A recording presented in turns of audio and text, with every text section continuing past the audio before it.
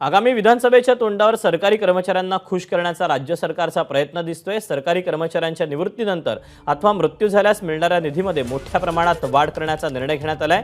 सरकारी कर्मचारी यांना सेवानिवृत्ती उपदान हा 14 लाखाहून 20 लाख करणार आहे। आजच्या मंत्रिमंडळाच्या बैठकीत याबाबतचा निर्णय होणार आहे। या निर्णयासाठी 3 वर्षात तिजोरीवरती 100 कोटी रुपयांचा भार पडणार आहे।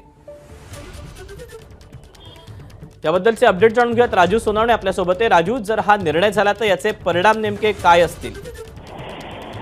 दीपक, पाहतो आपण मंत्रिमंडळाच्या बैठकीला सुरुवात झालेली आहे आणि या बैठकीमध्ये सरकारी कर्मचाऱ्यांच्या संदर्भातला एक मोठा निर्णय घेतला जाणार आहे।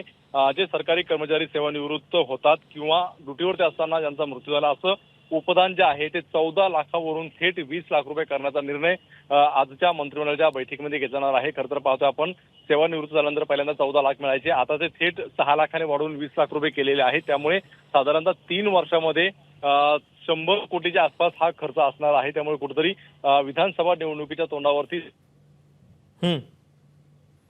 करतोय का अशा प्रकारचा प्रश्न समोर येतो। कारण आपण पाहतोय की अनेक मोठमोठ्या योजनांचा जो आहे तो धडाका लावलेला आहे। मोठमोठ्या योजना ज्या आहेत ते निर्णय घेतले जात आहेत। आता सरकारी कर्मचाऱ्यांच्या निवृत्ती संदर्भात सुद्धा नक्कीच त्यामुळे आता राज्य मंत्रिमंडळाच्या बैठकीत याबाबत काय नेमका निर्णय होतो पाहणं महत्त्वाचं असेल। राजू, धन्यवाद दिलेल्या माहितीबद्दल।